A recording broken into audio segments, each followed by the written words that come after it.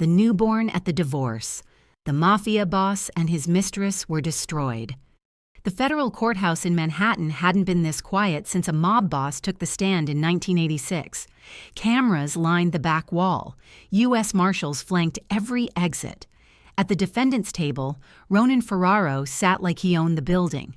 And honestly, he probably did. Head of the Ferraro crime family, worth more than most countries, feared by anyone with enough sense to fear anything. Charcoal three-piece suit, silk tie, jaw carved from stone. Beside him, Victoria Sinclair in a black backless dress, red lips curled into half a smile, her hand draped over his forearm like a trophy claiming its shelf. They'd rehearsed this moment. The divorce would go uncontested. His ex-wife hadn't been seen in 10 months, hadn't answered a single call, hadn't fought back. Everyone knew the story. Ronan married beneath him, some foster kid from Boston who spoke 4 languages but never raised her voice. A girl with no family, no money, no power. When he got bored, she disappeared. That's what women like her did. Behind him, his mother, Elena, sat with her back straight as a blade, silver hair pinned tight, and nodded once at the lead attorney. "Finish this." The attorney nodded back.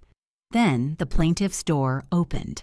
Harper Langston walked in wearing a faded gray sweater 2 sizes too big, dark pants, flat shoes, brown hair pulled into a low knot. No lawyer at her side, no entourage, no jewelry, nothing that cost more than $20. She looked like she'd been surviving on cold coffee and willpower for months. And cradled against her chest, wrapped in a plain white cotton blanket, was a newborn baby. The room detonated. Gasps hit the marble walls and bounced back. A reporter knocked over a chair, scrambling for a better angle. Victoria's hand froze mid-air. Her smile didn't fade. It shattered. Elena stood, sat back down, and went white. Ronan's lawyers grabbed each other's arms. The judge hammered his gavel twice, but Ronan himself didn't move. His eyes found the baby and stayed there. His chest stopped rising. Something behind his expression shifted like a crack, splitting through a frozen lake. Slow at first, then all at once. Harper sat down at the plaintiff's table without a glance in his direction. The baby whimpered. She adjusted the blanket with steady hands, and Ronan's mind started doing the only kind of math that money can't solve and power can't erase. Timeline math, biological math, the kind that rips through every lie a man's ever told himself and leaves him standing in the wreckage with nowhere to hide. That baby was about to change everything. If this story's already got you hooked, hit that like button and share it with someone who deserves a great story. Subscribe now because what Harper does next will make Ronan Ferraro wish he'd never let her walk away.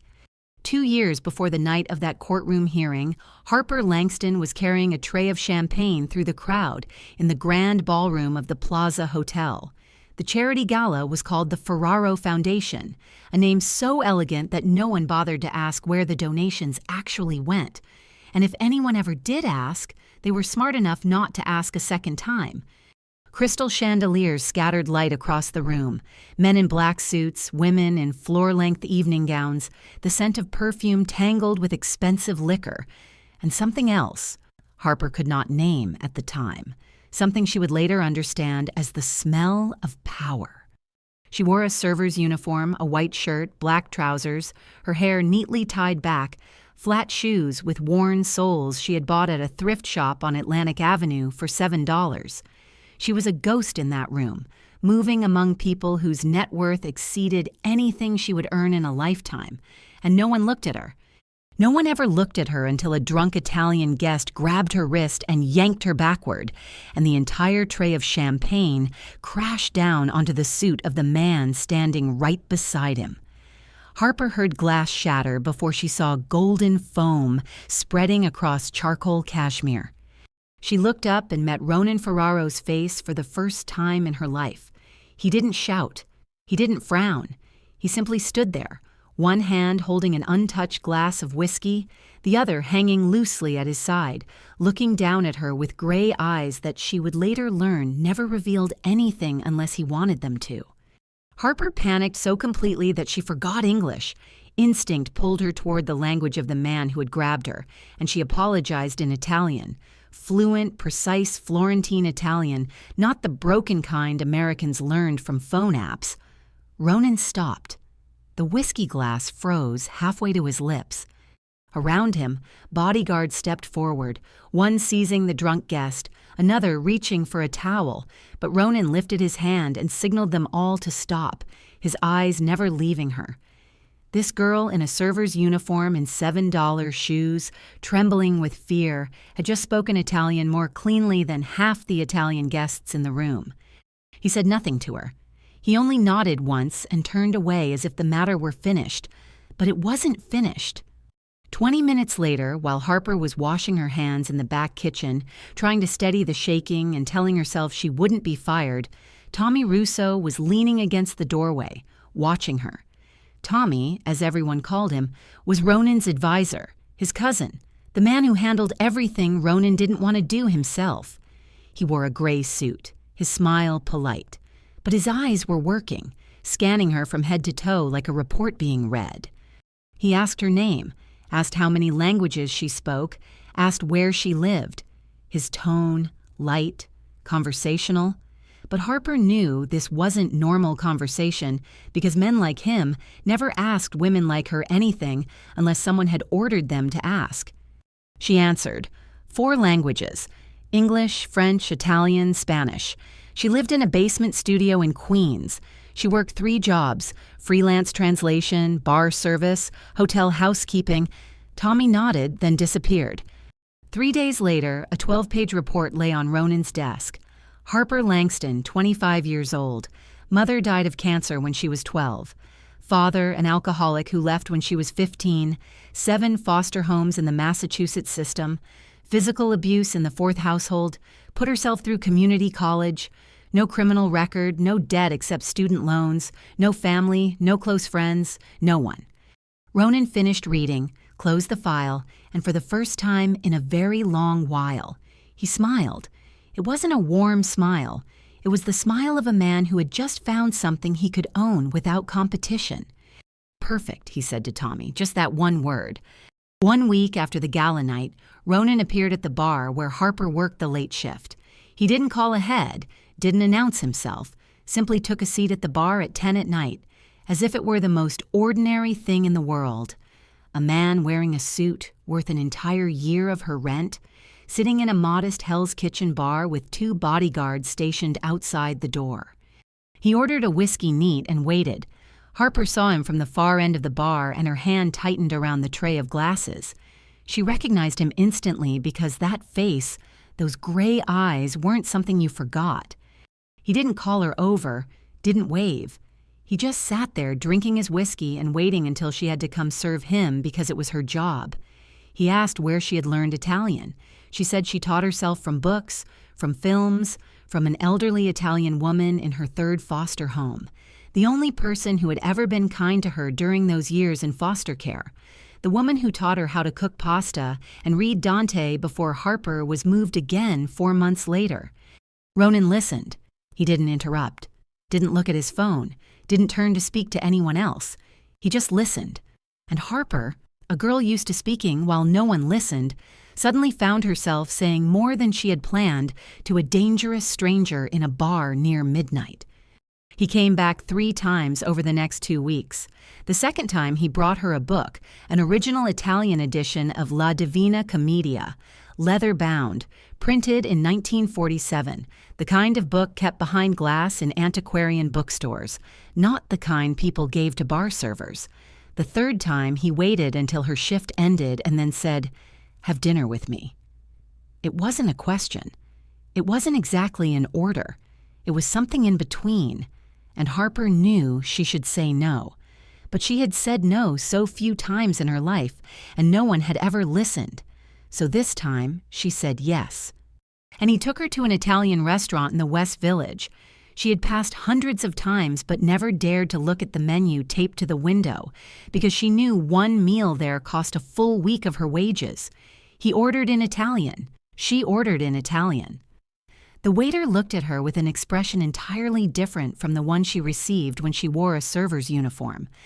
That was the moment Harper understood something more dangerous than any gun Ronan's world possessed: the feeling of being seen. After that dinner, everything moved faster. He discovered she owned only one winter coat, thin, the seam at the shoulder torn, bought at Goodwill 3 years earlier. 2 days later, a package arrived at her basement studio, a gray cashmere coat in a white box with no brand name. But when she put it on, it was lighter than anything she had ever touched, and so warm she nearly cried right there on the sidewalk. Not because of the coat, but because for the first time in 25 years of living, someone had noticed that she was cold. She knew who he was. She wasn't stupid. She read the news. She saw the way restaurant staff lowered their heads when he walked in. She saw the 2 bodyguards always standing 10 steps away. She heard Tommy call him boss instead of using his name. She knew Ronan Ferraro was darkness. But when you grow up in darkness your whole life, you don't fear it. You know it. And when that darkness suddenly takes the shape of a man who listens to you and remembers what you like, you tell yourself that maybe this time will be different. This time wasn't different. 3 months after their first meeting, they stood before a judge at Manhattan City Hall. Harper wore a simple white dress, her hair loose, holding a small bouquet she had bought herself. Ronan wore a black suit. Tommy served as witness. There was no one else. No friends because Harper had no friends. No family because Harper had no family, and no Elena Ferraro because she had refused to come. Tommy passed her message to Ronan before the ceremony, word for word. That girl won't last 6 months. Ronan didn't reply. Harper never knew about that message. She only knew that when the judge declared them husband and wife, and Ronan kissed her, his lips were warm, but his eyes weren't. The penthouse sat on the 42nd floor of a building on the Upper East Side, the kind of building whose name didn't appear on maps and whose entrance bore no sign, only a doorman who recognized every resident by face and a private elevator that worked only with a key card. The apartment was larger than every place Harper had ever lived, combined. White marble floors, floor-to-ceiling glass overlooking all of Central Park, a black granite kitchen where no one cooked, a living room with a leather sofa no one sat on, a master bedroom with a king-size bed where most nights only one person slept. During her first week there, Harper walked barefoot across the cold stone floor and felt as though she were living inside a museum. Everything beautiful, everything expensive, everything forbidden to touch. In the second week, she discovered the cameras, not the standard security cameras in hallways that every luxury building had, but cameras inside the apartment itself. Small, mounted in the corners of the living room ceiling, the kitchen, the corridors, everywhere except the bedroom and the bathroom. She asked Ronan, and he answered as if she had asked why the sky was blue. Security. Then returned to reading documents on his desk. In the third week, she learned about the guards, not the 2 she had seen at restaurants and galas, but 4 rotating in 2 12-hour shifts. One always in the ground floor lobby, one in the hallway on the 42nd floor, 2 in a black SUV parked outside the building. They didn't follow her inside, but every time she went out, they followed. Grocery shopping, they followed. A walk in the park, they followed. Once she only wanted to sit alone with a coffee at a small cafe on the corner of Madison, and she saw the black SUV parked across the street, the driver staring straight through the cafe window. She set her coffee down and lost the desire to drink it. In the second month, Harper realized she had no money. Not that she lacked spending power. Ronan had given her a secondary credit card tied to his account and told her to buy whatever she needed. But every month, Tommy sent Ronan a detailed statement, and Harper knew this because she saw the stack of papers on his desk. Every purchase, every location, every hour, a map of her life drawn in transactions.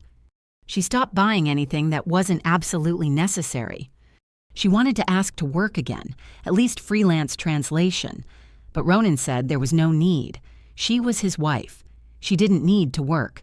His voice flat as the granite countertop in the kitchen, and she understood this wasn't an invitation, but an order.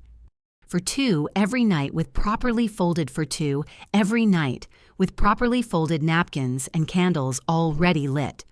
Most nights she ate alone. Ronan came home at midnight or 1 in the morning, or not at all. And when he did come home, she was already asleep or pretending to sleep because she had learned that if she waited by the door, he looked at her the way one looked at a loyal dog, half pity, half irritation. She stopped waiting by the 4th month. Some nights he came home and she heard the shower running at 3 in the morning. Once she got up for water and saw his white shirt crumpled in the corner of the bathroom, dark red stains at the wrist and sleeve. At first she thought it was sauce. Then she realized sauce didn't smell like metal. She didn't ask. By morning, the shirt was gone, and Ronan sat drinking espresso at the kitchen table with clean hands and a new suit, as if the night before hadn't existed. She pretended it hadn't existed, too. That was how they lived, in the most beautiful penthouse Harper had ever seen. 2 people sharing space but living apart. One owning the world, and one unable to own even herself. Who could she call? She had no one to call. Friends from the bar had faded away because she wasn't allowed to work anymore. Translation colleagues, too.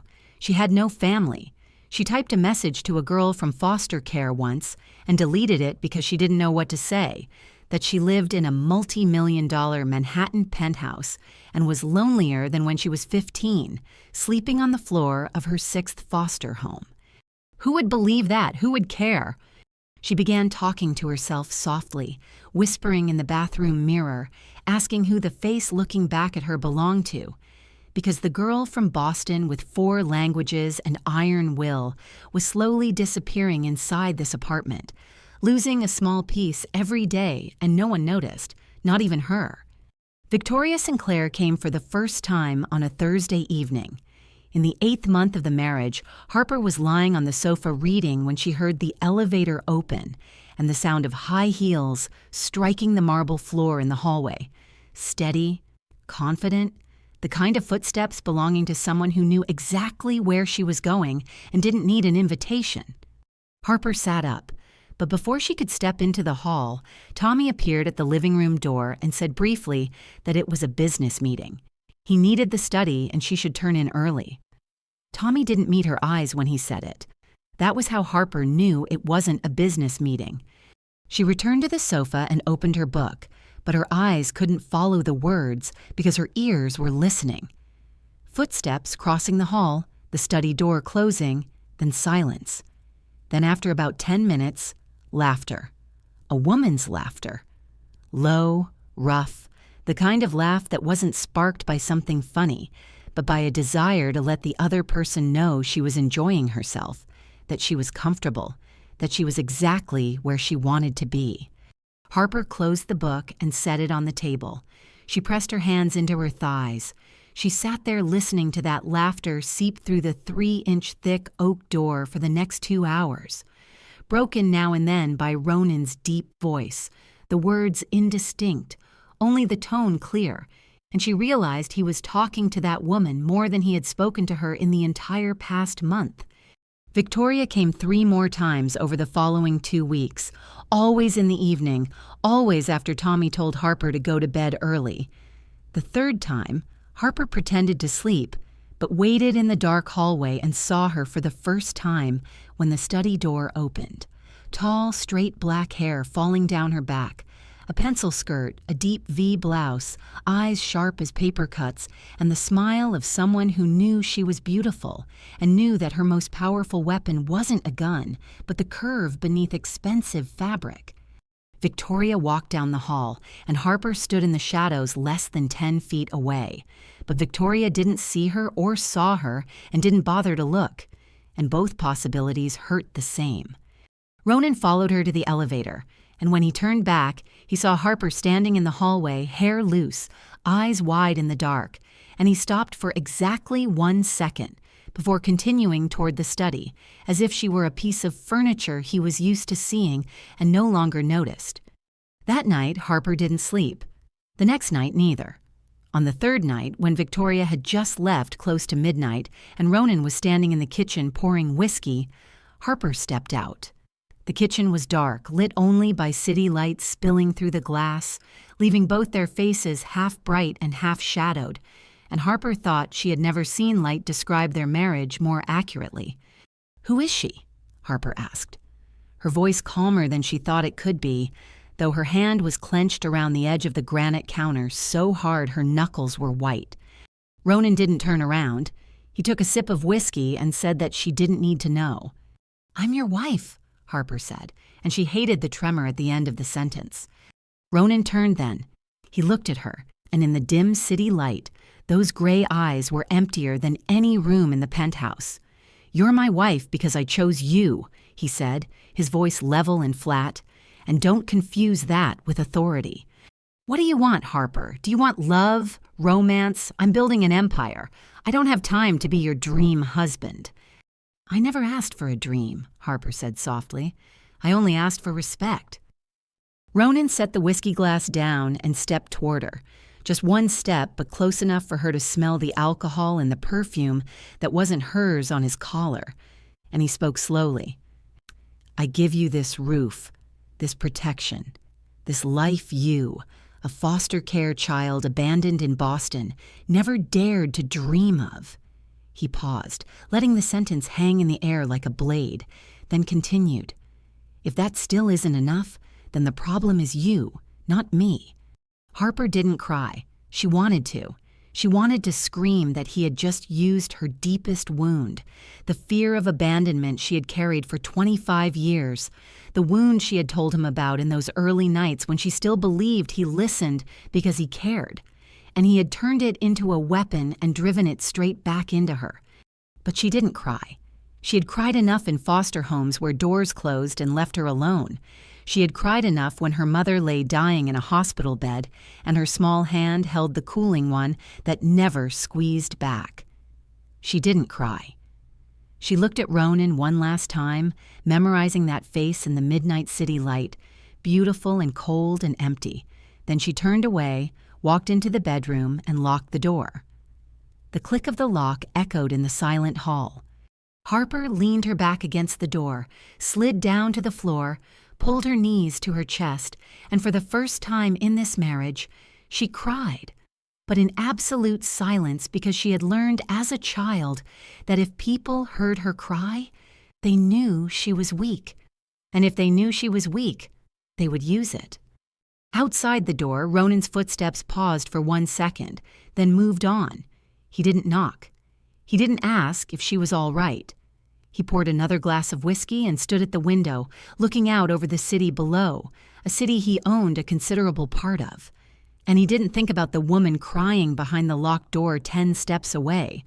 Or at least, that's what he told himself. Tommy Russo knocked on the penthouse door on a Tuesday afternoon. Harper opened it and knew immediately that something was wrong, because Tommy never knocked.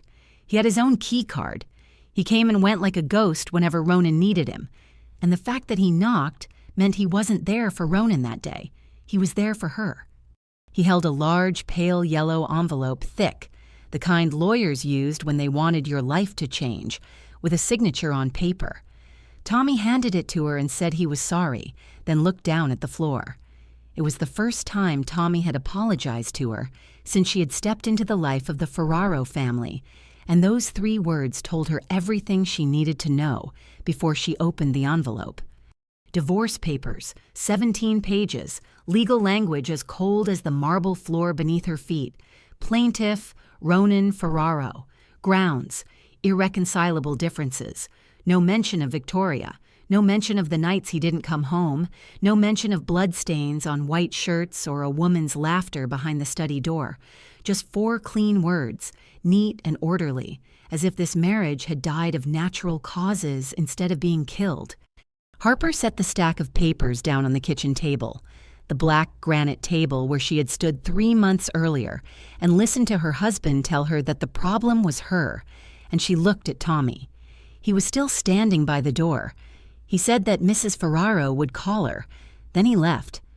The phone rang 15 minutes later. Elena Ferraro's voice on the line was like scissors cutting through fabric, sharp, precise, not wasting a single syllable.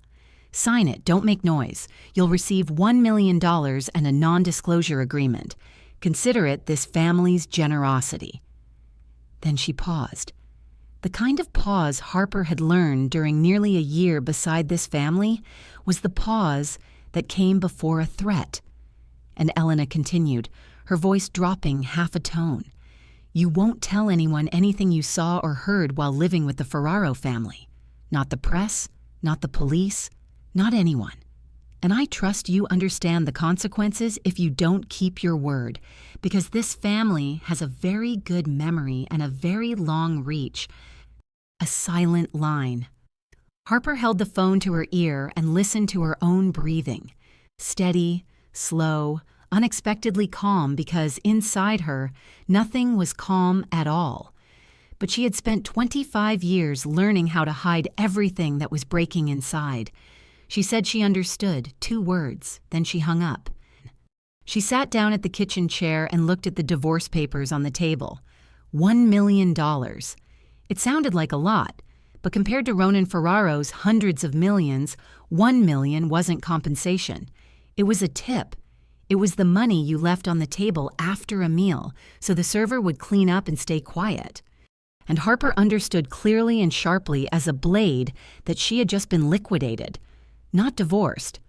Liquidated like a bad investment you cut loose to keep the books clean before the next quarter.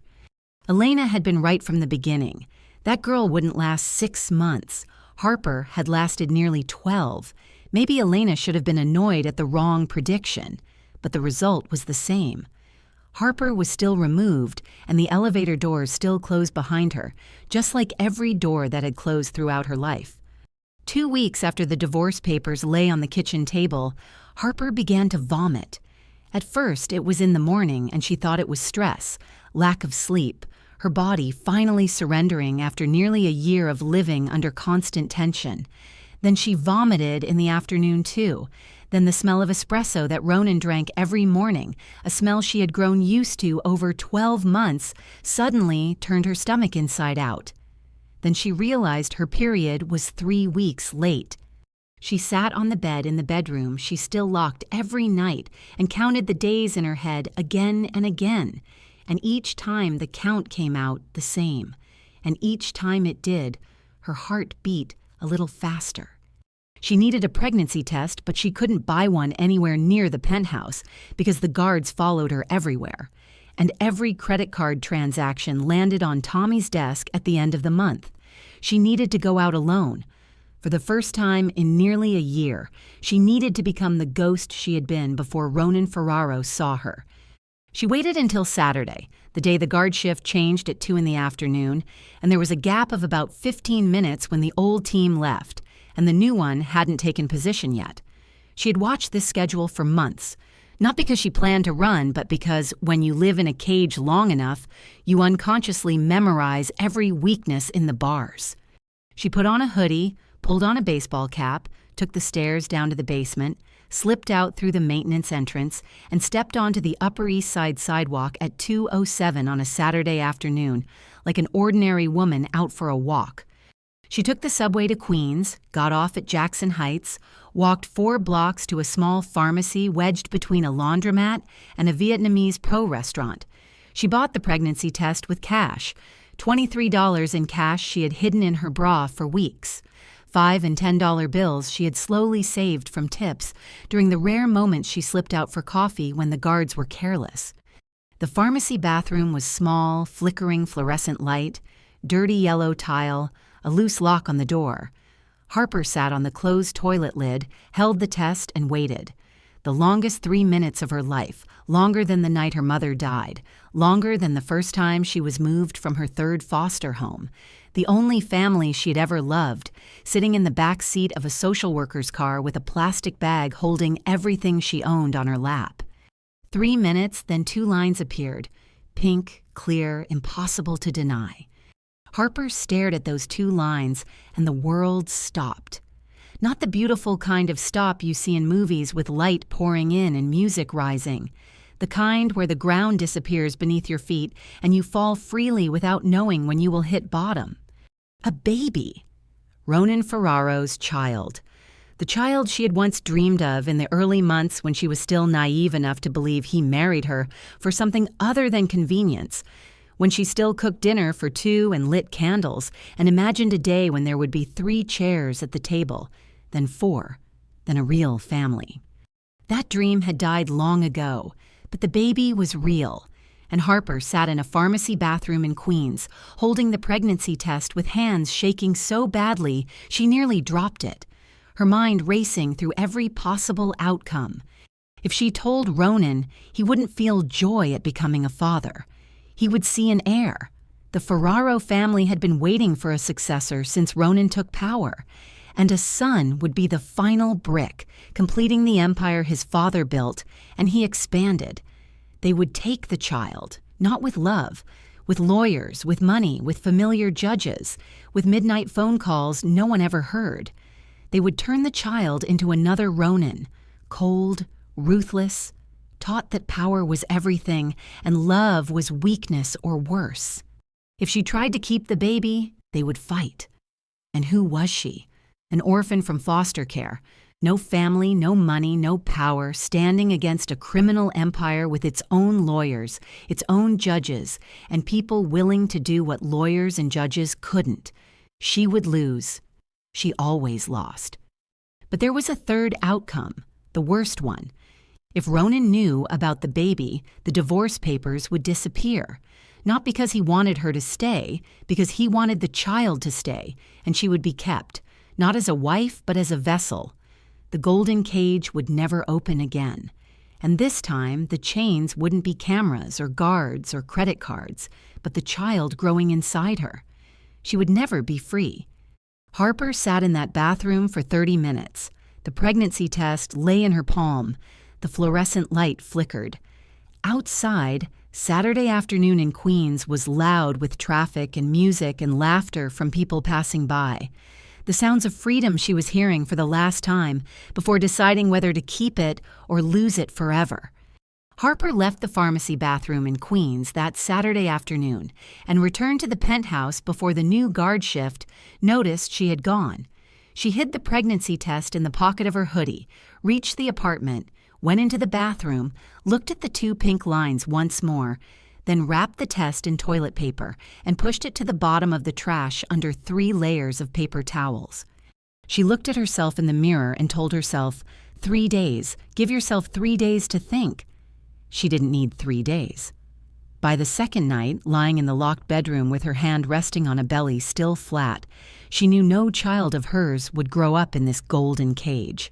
No child of hers would be taught that control was love and silence was duty. No child of hers would become a piece on the Ferraro family chessboard. She would disappear. But disappearing from Ronan Ferraro wasn't like disappearing from an ordinary husband. This was disappearing from a man with networks along the entire East Coast, with watchers in every airport, with Tommy Russo and his team able to find anyone within 48 hours if they wanted to. She needed a plan. She needed time, and she needed cash.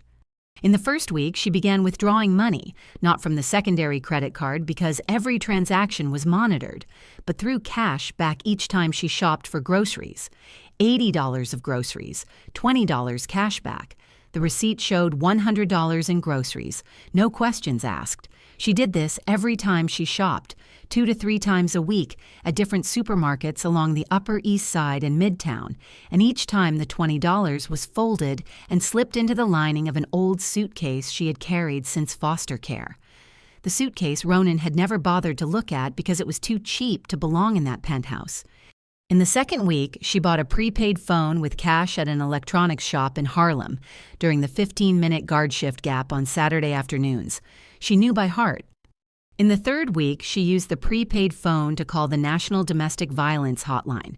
She told the counselor that her husband didn't hit her, but she was completely isolated, financially controlled, monitored in all her movements, implicitly threatened by her husband's family, and that she was pregnant and needed to leave. The counselor was silent for a moment and then said, "Listen to me. Everything you just described is abuse."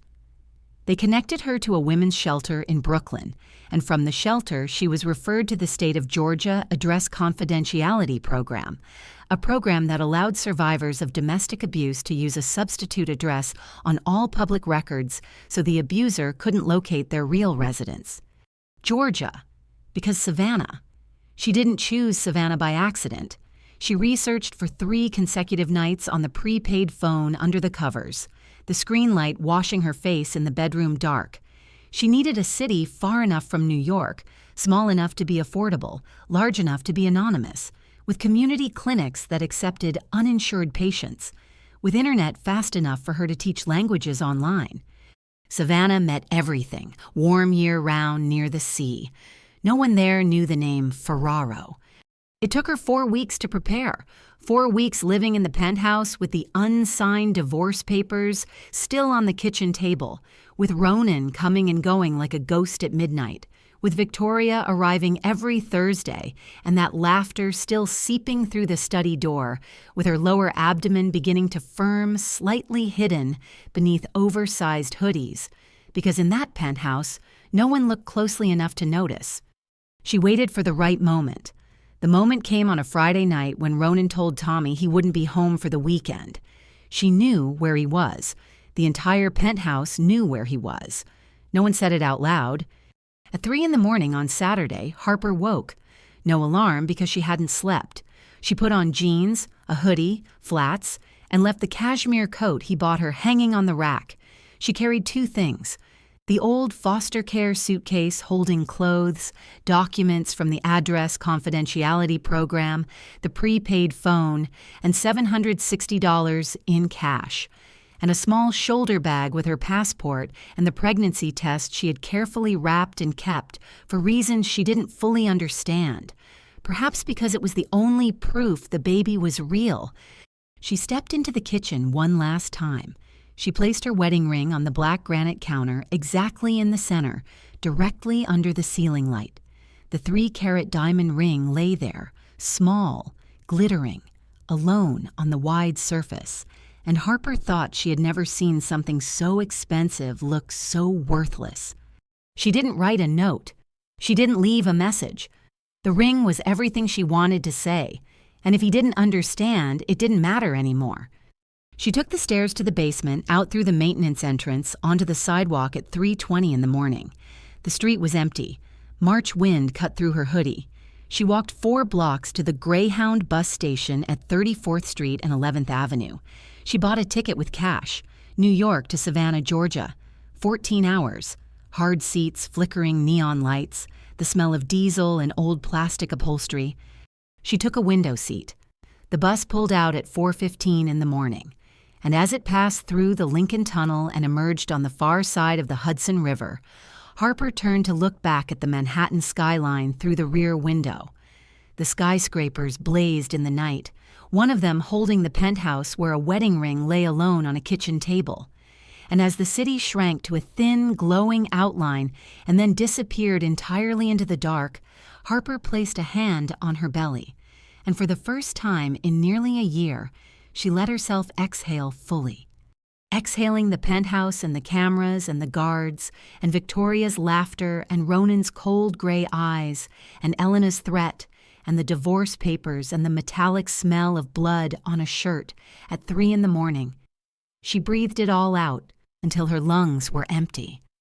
And then she breathed in, slow and deep, and the new air tasted of night highway and diesel and freedom. The Greyhound bus arrived in Savannah at 6 p.m. the next day, and when Harper stepped off the platform with her old suitcase and shoulder bag, warm air pressed against her face like a soft hand. Savannah was unlike anywhere she had ever lived. Not like Boston, frozen with narrow streets and foster care memories sealed at every corner. Not like Manhattan with its steel and glass and marble and cold gray eyes. Savannah had ancient oak trees draped with Spanish moss, like silver hair, small squares scattered through the city center, the salty breath of the sea woven into the afternoon breeze, and golden sunlight slipping through leaves to cast dappled shadows on red brick sidewalks. She found an apartment on her 3rd day in Savannah, a second-floor unit in an old building on Bull Street near Forsyth Park. 1 bedroom, a small kitchen, a bathroom with a hot shower that lasted about 10 minutes before turning cold, windows facing the neighbor's roof, and if she tilted her head just right, she could see a slice of blue sky above the oak at the end of the street. The landlord was an old man named Gus, sun-browned skin, straw hat, who asked her exactly 2 questions, her name and how she would pay. She said, "Eleanor," and said, "Cash." He nodded, handed her the keys, and asked nothing more. Rent was $450 a month. With the $760 she had left, she had just enough for the first month and the deposit. She needed work immediately. On the 4th day, she registered on 3 online language teaching platforms, teaching French and Italian to students in Europe and Asia, using the name Eleanor Grant, relying on free internet at the Savannah Public Library until she could afford her own connection. Income was uneven. Some weeks $200, some weeks only $80. But she lived on ramen and rice and canned beans, and she had lived with less her whole life, so this wasn't hardship. This was normal. In her 2nd week in Savannah, she went to the Community Health Clinic on Habersham Street, a federally funded clinic for uninsured patients. Sliding scale fees, cash accepted, no identification required beyond a name and date of birth. The obstetrician was Dr. Ruth Calloway, a woman in her 60s with silver hair pinned up, round-framed glasses, small, steady hands, and a Georgia drawl that moved as slowly as honey poured from a spoon. She performed the ultrasound, and when the flickering black-and-white image appeared on the screen and the heartbeat filled the small exam room, fast, steady, alive. Harper gripped the edge of the exam table until her fingers went white. Dr. Calloway studied her for a moment and asked gently whether she had family, whether she had anyone with her. Harper said they were overseas and that she would be fine. The doctor nodded and didn't press. But from that visit on, she always stayed 10 minutes longer, asking what Harper ate, how she slept, whether she needed referrals or support. And Harper understood that Dr. Calloway didn't believe she was fine, but was wise enough not to force the truth. Harper wasn't fine. She cried every night in the small apartment on Bull Street, lying on a single bed, bought from Goodwill for $40, thin blanket, worn pillow, listening to crickets outside the window, and jazz drifting from the bar on the corner, crying because her loneliness ached down to the bone. Her body changed, her belly grew, her back hurt, her ankles swelled. She craved cheese and pickles and hot chicken soup she couldn't afford, because that week she had earned only $90. In week 16, lying in bed near midnight, she felt it. Not pain, not contractions, something lighter, softer, like a butterfly brushing the inside of her belly. The baby kicked for the first time. Harper held her breath, pressed her hand to her stomach, and waited. It kicked again, stronger, real. She wanted to tell someone. She wanted to shake a shoulder beside her and say she felt it. The baby kicked. But there was no one beside her, no one to call at midnight, no one to share what should have been the most beautiful moment of a mother's life. She lay there with her hand on her belly, eyes fixed on the ceiling, tears sliding back into her hair, and she whispered to the baby that it was just the 2 of them, but that was enough. She promised it was enough. In week 28, everything nearly ended. She was teaching an online French class at 3 in the afternoon when her vision blurred. A brutal headache bloomed at the back of her skull, and her hands swelled until she couldn't type. She shut the laptop, called a taxi, and went to the emergency room at Memorial Health Savannah. Her blood pressure read 160/105, preeclampsia. They put her on a bed, attached monitors, ran magnesium sulfate into her veins, and for the next 3 hours, Harper lay alone, listening to the steady beep of the monitor and the sound of her baby's heartbeat through a small speaker strapped to her abdomen, gripping the bed rails with both hands until metal bit into her palms, telling the child inside her in a trembling but unbroken voice that she wouldn't lose them, that she wouldn't let anyone take them, that they had to stay with her. The attending physician asked if there was anyone she needed to call. She shook her head. The doctor looked at her alone, nearly 7 months pregnant. No visitors, no calls, and Harper saw in the doctor's eyes the thing she hated most in the world: pity. Her blood pressure stabilized after 6 hours. They kept her overnight for observation. She lay in the hospital room, hallway light seeping through the door, nurses' footsteps passing back and forth, and she didn't sleep. She rested her hand on her belly and felt the baby move gently, as if saying they were still there. And Harper closed her eyes, but didn't sleep. Just lay there holding her child with her hands and her will and a promise that even if the world turned its back, she never would. 9 weeks after that night in the emergency room on a Tuesday evening in week 37, Harper was sitting on the bed grading assignments for her Italian students when the first pain arrived. It wasn't the dull backache she had grown used to over the past 3 months. This was different, deeper, lower, as if someone had grabbed her entire lower body and twisted. She stopped, set the laptop aside, breathed slowly, and told herself it was a Braxton Hicks contraction, the false kind Dr. Calloway had warned her about. But 15 minutes later, it came back stronger. Then 12 minutes after that, then 9. And when Harper stood up from the bed, she felt warm liquid running down her legs and looked at the old wooden floor of the Bull Street apartment and understood that this wasn't practice. This was real, and the baby was coming 3 weeks early. She called a taxi on the prepaid phone, her hands shaking so badly she dialed the wrong number twice. She shoved her wallet into her bag, grabbed the small hospital bag she had packed since week 35 on Dr. Calloway's advice. Inside, newborn clothes, diapers, a white cotton blanket she bought at Walmart for $12, and the documents from the address confidentiality program. She locked the apartment door, gripped the railing down the stairs, and every step brought a new wave of pain, and she bit her lip until she tasted blood. The taxi arrived after 11 minutes. 11 minutes standing on the Bull Street sidewalk at 10 at night, alone, pregnant, contractions 7 minutes apart, leaning against a lamppost and breathing the way Dr. Calloway had taught her. In for 4, out for 6. Except Dr. Calloway taught it in a brightly lit clinic with a comfortable chair, not on a dark sidewalk that smelled of damp oak trees while jazz still drifted from the corner bar, as if the world didn't know she was standing there alone, about to give birth. The taxi drove her to Memorial Health in 12 minutes. She crossed the emergency room doors at 10:33 at night, her cervix already 5 centimeters dilated, and the nurses rushed her straight to labor and delivery. The delivery room was flooded with white light, monitors, a steel bed, the smell of antiseptic. A nurse asked if anyone was with her, if there was anyone they should call. She shook her head. They exchanged a look. She didn't care. She cared only about the next contraction, rising like a wave as she gripped the bed rail and pushed when the doctor told her to push and screamed when her body told her to scream. There was no hand holding hers, no voice whispering that she was doing great, that she should keep going, that someone was there. Only her and a team of strangers and the steady beeping of monitors and blinding white light.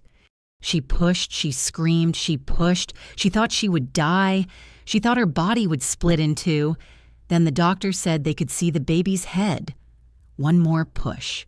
And Harper gathered everything she had left inside her. Everything. 7 foster homes and a dead mother and a father who left, and a cold penthouse and empty gray eyes, and a wedding ring lying alone on a kitchen counter, and $760 in cash, and a 14-hour Greyhound ride, and a Queen's Pharmacy bathroom, and 2 pink lines. She gathered it all into one final push, and she screamed. Not a scream of pain, but a scream of 27 years, and the baby was born.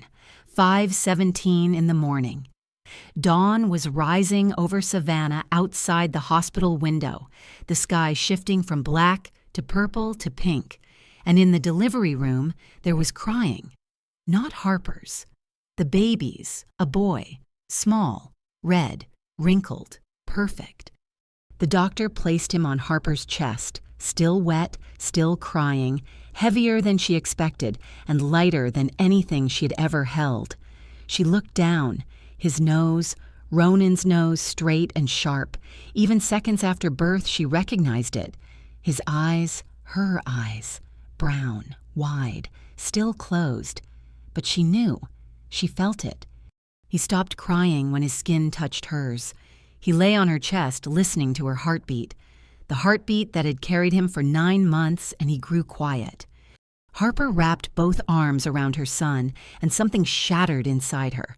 Not the kind of breaking that hurts, the kind where the last door is blown open and light floods the darkest place. Not love. Love was too small a word, too soft, too often used by people who didn't know how heavy it truly was. This was purpose. This was the ferocity of protective instinct she had never known she possessed. Something no foster home taught her, no book described correctly, something she only understood with a baby weighing under 7 pounds on her chest, and the certainty that she would burn the world down if the world dared touch her child. The nurse asked what the baby's name was. Harper looked at her son. He opened his eyes for the first time, just a narrow slit, seeing nothing clearly, yet looking straight toward her as if he knew. "Theo," she whispered, "victory of the people, everything she hoped he would become. A victor without belonging to darkness, strong without being cold. Her son, but no one's pawn." Theo, her son. The dawn climbed higher. Savannah sunlight poured through the delivery room window, warm and golden, falling over mother and child. Harper held Theo, and for the first time in 27 years, she wasn't alone. The first 3 months of motherhood taught Harper that exhaustion wasn't a state. It was a way of life. Theo never slept more than 2 hours at a time. She nursed him at midnight, at 2, at 4, at 6. Then the day began, and she made coffee with one hand while holding him with the other.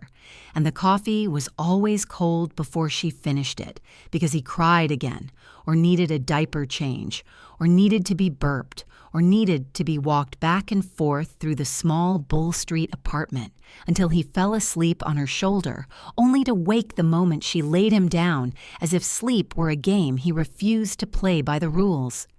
She taught French online while he slept, typing as softly as possible, holding her breath whenever he stirred.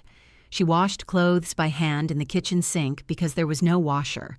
She boiled water for formula supplements at 3 in the morning with eyes only half open. She lived on 2 hours of sleep, cold coffee, instant noodles, and something she could only call pure instinct. The thing that wouldn't let her collapse because there was a 7-pound life entirely dependent on her, and she wasn't allowed to fall. But she was stronger than before, stronger than she had been in the penthouse, stronger than when she listened to Victoria's laughter behind the study door, stronger than when she sat on the floor of a Queen's Pharmacy bathroom, staring at 2 pink lines.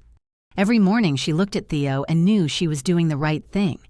But every night when he slept and the apartment fell silent, fear returned.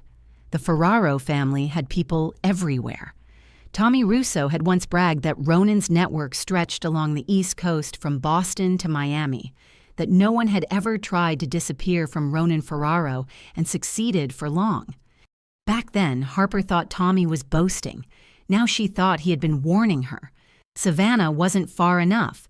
No place was far enough. One day, someone would recognize her face, or a system would update, or records would be cross-checked, or Ronan would simply decide to look for her. And when he decided to look, he would find her. And when he came, he wouldn't come alone, but with lawyers, with money, with quiet power, with everything she didn't have. And he would take Theo. Harper lay staring at the ceiling at 2 in the morning, listening to her son's steady breathing in the old crib she bought from a thrift store beside the bed, and she understood that running had an expiration date. She couldn't run forever, but she could choose how to stop. She could choose to walk into a courtroom on her terms instead of being dragged there on his. The truth was the only weapon she had, and she needed to use it before he found her. 2 weeks before the divorce hearing date, Harper took the prepaid phone and called Charles Whitfield. She had found his name 6 months earlier through a free legal hotline at the Women's Shelter, a Manhattan civil attorney specializing in divorces involving abuse and coercive control. 55 years old, salt and pepper hair, known for taking pro bono cases no one else dared touch. He answered and was silent for 10 seconds when she said her name, Eloise Langston. Miss Langston, where are you? I've been looking for you for 5 months. Mr. Ferraro's team has been threatening sanctions because you haven't appeared. I'll be there, she said, her voice so calm it surprised her. I need you to file a separate emergency petition for temporary custody along with the divorce. Custody, he repeated, his tone shifting. Miss Langston, do you have a child? I have a son, 3 months old, Ronan Ferraro's. Silence on the line. She heard him take one deep breath and the creak of a chair. Miss Langston, he said slowly, you understand that when you walk into that courtroom with a baby, everything changes. You understand that? I do. That's why I'm calling you. I'm not calling to hide anymore. I'm calling because I'm going to walk into that room and tell the truth, and I'm not going to let them take my son. Will you help me? Charles Whitfield was silent for 3 more seconds, then said he would meet her in court and told her to bring everything she had, every document, every piece of evidence, everything. And Miss Langston, he paused. You're very brave. Harper ended the call, looked over at Theo sleeping in his crib, and whispered that they were going back to New York, her son. And this time, she wasn't running anymore. The judge struck the gavel for the 3rd time, and the courtroom fell quiet enough to hear pages turning on a lawyer's table. Ronan's lead attorney rose first. Victor Hargrove, senior partner at one of New York's top 5 law firms, wearing a dark gray suit, worth 3 months of Harper's rent in Savannah. His voice deep and steady like a man who had won hundreds of cases and had no reason to believe this one would be different. He argued that Harper Langston had willfully absconded from her place of residence for 10 months, failed to notify the court, failed to respond to any communication from his client, failed to comply with legal procedure, and that such behavior demonstrated mental and emotional instability, that a woman who fled without explanation couldn't be considered capable of making decisions for herself, let alone for an infant. He used the word fled 4 times. He used the word unstable 3 times. He didn't once mention why she left. When Hargrove sat down, Charles Whitfield stood. He wasn't wearing an expensive suit, white shirt with rolled sleeves, dark blue tie, salt and pepper hair, slightly disheveled from a night spent preparing files. He opened with a single sentence.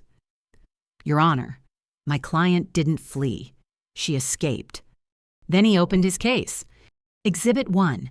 A report from the Brooklyn Women's Shelter documenting that Harper Langston contacted the National Domestic Violence Hotline and was assessed as a survivor of psychological abuse and systematic coercive control. Exhibit 2. Records from the state of Georgia address confidentiality program confirming she qualified for protected status as a domestic abuse survivor. Exhibit 3. A sworn affidavit from Harper Langston detailing complete social isolation, financial control through a secondary credit card system with all transactions monitored, in-home surveillance cameras, and 24-hour external security and implicit threats from her husband's family upon receipt of divorce papers. Exhibit 4. The birth certificate of baby Theo, born at Memorial Health Savannah. Mother Harper Langston, father unacknowledged. Charles placed each document on the judge's bench, each one a brick in a wall Ronan's legal team hadn't prepared to face because they came ready for a default judgment, not a fight. Hargrove objected, saying the allegations hadn't been independently verified, that Mr. Ferraro had never been convicted of abuse, that security systems were protective, not controlling. The judge looked at Hargrove and said she would review the matter, then turned to Harper. Miss Langston, do you wish to address the court? Harper stood. Theo slept in her arms, eyes closed, unaware that his mother was standing in a courtroom facing the most powerful man on the American East Coast. She didn't look at Ronan. She looked at the judge. Her voice wasn't loud, but it was steady, the voice of someone who had cried every tear and had nothing left to lose but the child in her arms. Your Honor, I don't want Mr. Ferraro's money. I don't want the penthouse. I don't want assets or compensation. I'm not here for revenge. I'm here for my son. I'm asking for full custody. If Ronan Ferraro wants to be a father, he has to prove he can be one. Not with money, not with lawyers, not with power, with actions, with real change, with evidence that he can put a child's needs above his own need for control. Until he proves that, my son stays with me. The courtroom was silent, not the fearful silence from when she entered, a different silence, the kind that followed 200 people watching a foster care orphan with no money, no power, no backing, look straight at the Ferraro empire and say no. Theo made a small sound in his sleep. Harper lowered her voice, gently patted his back and sat down, and then Ronan spoke. Not through his attorney, not through Tommy himself. His voice low, almost a whisper, but the room was so quiet that even a whisper rang like a shout. Is that my son? 3 words, not an order, not a demand, a question. And in that question was something Harper had never heard in Ronan Ferraro's voice during the entire year she lived with him. Something trembling, something cracked, something like a man realizing he had lost something he never knew he had. Harper looked at him for the first time since entering the courtroom. Those gray eyes, once cold as steel and empty as the penthouse, now held something else. A fracture, small, but real. She didn't answer. She didn't need to. The baby had his nose, and the entire courtroom could see it. The judge reviewed the evidence, consulted with both legal teams, and 20 minutes later issued a temporary ruling. Temporary custody was granted to Harper Langston. Ronan Ferraro was granted supervised visitation contingent upon participation in psychological counseling and proof of a safe environment for the child. A full hearing was scheduled for 3 months later to assess progress. When the gavel struck to adjourn, Harper held Theo tight against her chest and exhaled. She hadn't won. Not yet. But she hadn't lost. And for her today, that was enough. If you're still here with this story, then you're already part of our family. Tap like and tell us what you think will happen next in the comments. Don't forget to subscribe because what happens after this hearing is where everything truly begins. Harper stepped into the courthouse hallway with Theo in her arms and Charles Whitfield walking beside her saying something about next week's schedule and additional filings. But she didn't hear him clearly because her ears were still ringing with the sound of her own heartbeat, still faster than normal since the moment she stood and spoke before the court. The hallway was long, stone-floored, lit by fluorescent lights. Reporters held back beyond the security doors, their noise still rolling in like distant surf. She heard footsteps behind her before Charles could turn. Fast, heavy, decisive footsteps. The kind belonging to someone unaccustomed to being told no and unaccustomed to anyone walking ahead of him. Harper. Ronan's voice cut through the hallway, and she stopped. Not because he called her name, but because her body reacted. Nearly a year under this man's roof had etched into her instincts the habit of stopping when he spoke. She hated that. She turned. Ronan stood 5 steps away. Tommy behind him, keeping distance. 2 bodyguards farther back along the corridor. Victoria was nowhere in sight. Perhaps she had left through another exit. Or perhaps she was wise enough to know this wasn't the moment to stand beside him. Charles stepped forward, angling himself slightly in front of Harper like a shield, but Harper placed a hand on his arm and shook her head once. She looked at Ronan. He looked at her. Then his gaze dropped to the baby in her arms and stayed there. And she saw his jaw tighten, then loosen, then tighten again like a man trying to swallow something too large for his throat. "You hid my son," he said, his voice low and controlled. But beneath that control, something was cracking, and they both knew it. "You hid my son for 10 months. You gave birth alone and never told me." Harper looked at him and she was afraid. afraid enough that her knees wanted to give way. But she had given way enough in her life, and she would not do it again in front of this man. Not now. Not with her child in her arms. She spoke calmly, each word precise. "I know exactly what you can do. I know you have lawyers you can buy, judges you can call, people willing to do what lawyers and judges won't. I know your family has a long memory and a long reach. Your mother made that very clear to me on the phone. I know everything you could do to me if I stayed. That's why I ran." Ronan stood there and said nothing. Not the silence he chose. Not the powerful silence he wielded in boardrooms and penthouses and every room he entered. This was the silence of a man who couldn't find words, because for the first time in his life, someone was looking him straight in the face and telling him the truth without lowering her eyes, without shaking, without pleading, simply stating why she feared him, and leaving that truth standing in the courthouse hallway like a mirror he couldn't turn away from. Tommy stared at the floor. Charles held his position, his eyes on Ronan with the weary focus of someone who knew he was standing close to a predator. Theo stirred in Harper's arms and made a small sound, and in the quiet hallway it rang louder than anything spoken before. Ronan looked at the baby, looked at Harper, then looked at the baby again. He opened his mouth as if to say more, but nothing came. He turned away, walked off. Tommy followed. The bodyguards followed Tommy. Footsteps receded along the stone floor until only echoes remained. Then nothing.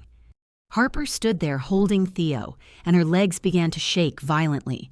She had held herself together long enough, and now her body demanded payment. Charles placed a hand on her shoulder and asked softly if she was all right. She nodded, even though she wasn't. She would be, but not yet. Right now, she only needed to leave this building and breathe air that didn't smell of expensive perfume and power and lies. Ronan returned to the penthouse at 8 that night after the hearing, not saying a word in the car from the courthouse to home. Tommy in the front passenger seat, knowing better than to speak. The driver knowing better than to glance at the rearview mirror.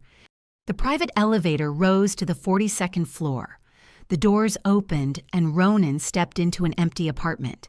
Empty not because anything was missing, everything was still there. The leather sofa, the marble floors, the glass walls overlooking Central Park. The ceiling light switching on automatically when the sensors detected movement. Empty, because it had been empty since the morning Harper left 10 months earlier, and he had known that, but had never admitted it until tonight, when he crossed the kitchen and saw the wedding ring. It was still there, centered on the black granite countertop, exactly where she had placed it 10 months earlier at 3 in the morning before walking out the service entrance in the basement and disappearing. The 3-carat diamond caught the ceiling light and glittered, small and solitary on the wide surface, and Ronan realized he had never put it away. The penthouse was cleaned weekly. The housekeeper came 3 times a week. No one had touched the ring, not because he had ordered it left there, but because no one dared ask what he wanted done with it, and he never mentioned it. And if no one mentioned it, it didn't exist. But it existed. It had sat there for 8 months, like a silent indictment.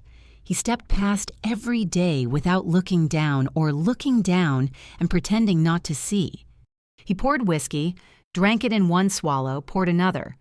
Tommy entered the kitchen, leaned back against the opposite wall, arms crossed, and looked at Ronan with an expression he had never used on his boss. Not fear, not submission, just blunt honesty.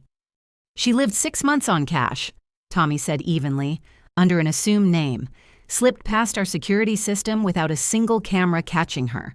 She gave birth alone in a hospital in Georgia. No hand to hold, no one beside her, nearly died of preeclampsia at week 28. She raised the baby for 3 months on online teaching money and instant noodles. Then she walked into that courtroom on her own and faced you and your entire legal team without shaking for a second." Tommy paused. "She isn't weak, Ronan. She's stronger than you thought. Stronger than anyone I've ever seen." The whiskey glass left Ronan's hand before he realized he had thrown it. It struck the marble wall above the sink and exploded, shards scattering across the floor, whiskey streaking down the white stone. Tommy didn't move. He had seen Ronan furious before, had seen him slam tables, smash phones, break whatever was within reach when a deal collapsed or someone betrayed him. But Tommy knew tonight was different. Tonight, Ronan wasn't angry at someone else.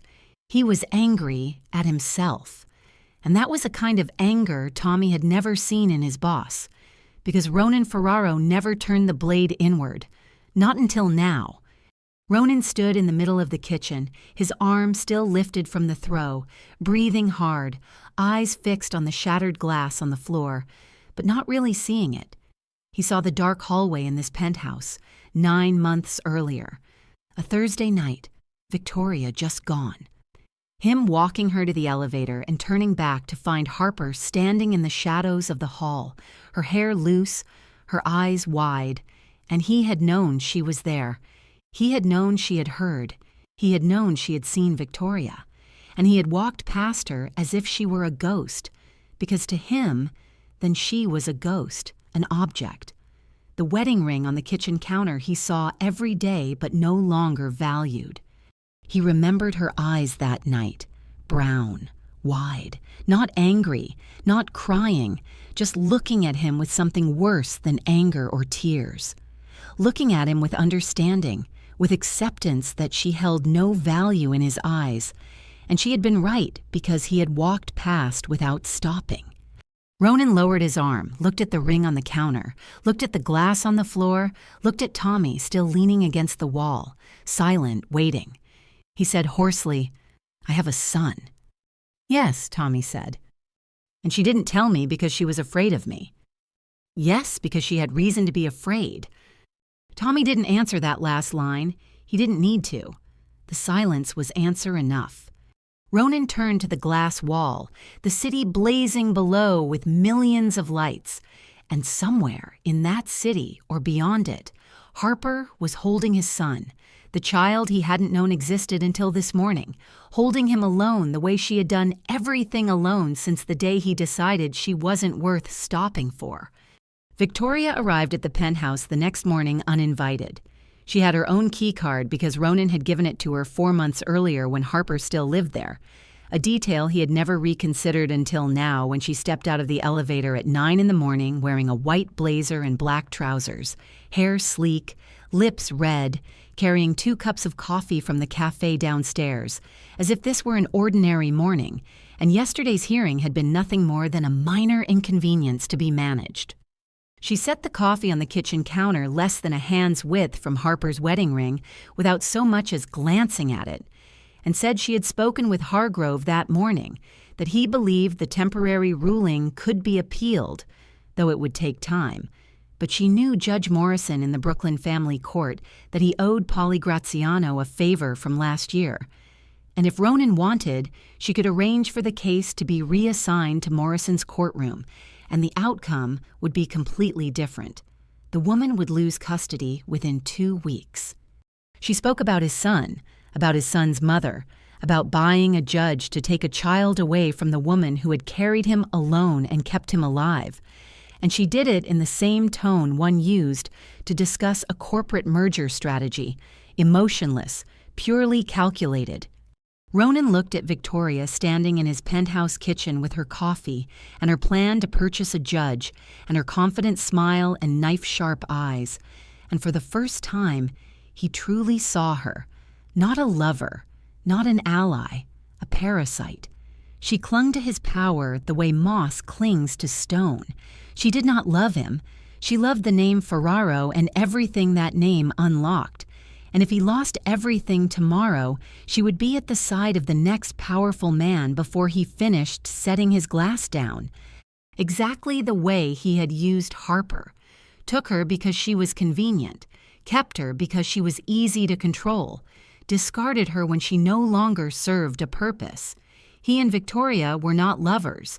They were 2 parasites who had happened to find each other. "Get out," Ronan said.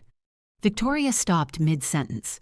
She looked at him, waiting for more, waiting for context, waiting for explanation because she was a lawyer and lawyers required context. He gave her none. "Get out, we are done. Leave the key card on the table." Victoria set the coffee down slowly, deliberately, though her fingers tightened around the cup more than necessary. He added, before she could speak, that she should not think about using any information she had about his business, that she knew better than anyone what happened to people who threatened the Ferraro family. His voice did not rise or fall. It was flat. It was the most dangerous tone Ronan Ferraro possessed, and Victoria was smart enough to recognize it. She placed the key card beside the coffee, picked up her bag, stepped into the elevator, and when the doors closed, Ronan saw her hand shaking. He felt nothing. No regret, no longing, no sense of loss. She was a chapter he had closed. That afternoon, he drove to Elena's house on Long Island. The 3-story Greystone estate sat on 2 acres, the place where he had grown up, where his father once sat at the dinner table and taught him that Ferraro men did not apologize, did not explain, did not show weakness. Elena received him in the living room, tea already poured into 2 cups. She always knew before he arrived. Her network required no cameras or guards, only the ability to read her son. "That baby," Elena began flatly. "That foster care girl is using him to play games. The baby is a pawn." "If he were a pawn, she would have used him to demand money," Ronan said. She stood in front of the judge and said she did not want a single dollar. She did not want the penthouse. She only wanted her child. You call that a pawn? Elena set her teacup down. She looked at her son, and in her eyes was something Ronan had never seen before.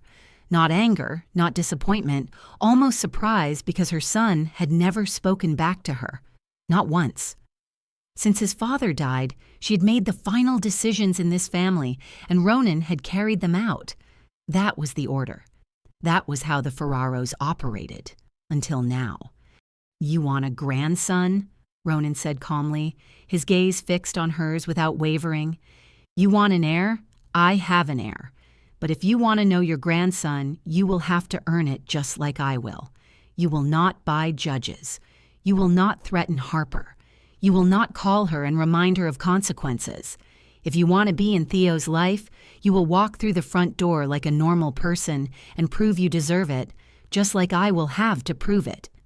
Elena stared at her son.